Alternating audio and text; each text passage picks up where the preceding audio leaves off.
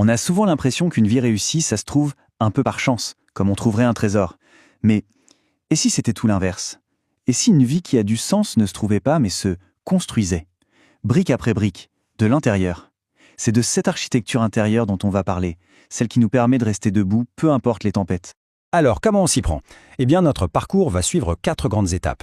D'abord, on va poser les fondations, le processus avant tout. Ensuite, on dessinera le plan, c'est-à-dire écouter sa voix intérieure.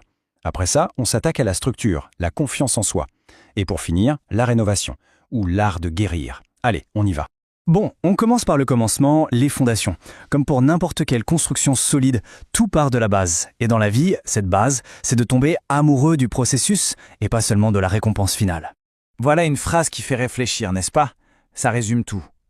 La force, la vraie, elle ne naît pas d'un chemin tout tracé sans le moindre obstacle. Au contraire, elle se construit dans les imprévus, dans l'effort quotidien, surtout quand ça devient dur. C'est un peu l'illusion des réseaux sociaux, ça. On voit le 1% qui brille, les vacances de rêve, les trophées, les réussites éclatantes. Mais ce n'est que la pointe de l'iceberg. Ce qu'on ne voit pas, ce sont les 99% restants.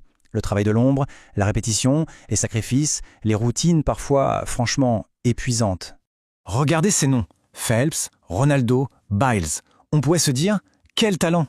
Mais la vérité, c'est que leur succès repose sur des systèmes, des routines d'une discipline quasi militaire. Michael Phelps lui-même disait que tout est dans la répétition. La question qu'il faut se poser est donc simple. Est-ce que c'est la médaille qui nous fait rêver ou est-ce qu'on est prêt à aimer les longueurs de piscine quotidiennes pour l'obtenir? 80 000 mètres, pour que ce soit plus parlant, c'est 80 km par semaine. C'est la distance que Michael Phelps parcourait à la nage au sommet de sa carrière.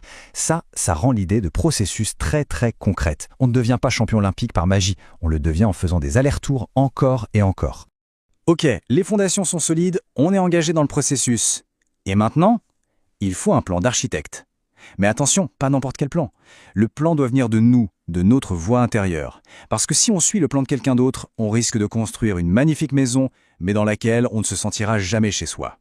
Alors, une petite question, directe mais nécessaire. Qu'est-ce qu'on fait dans la vie juste pour plaire aux autres, pour avoir leur approbation? C'est fou quand on y pense, le nombre de décisions qu'on peut prendre non pas pour soi, mais pour le regard des autres.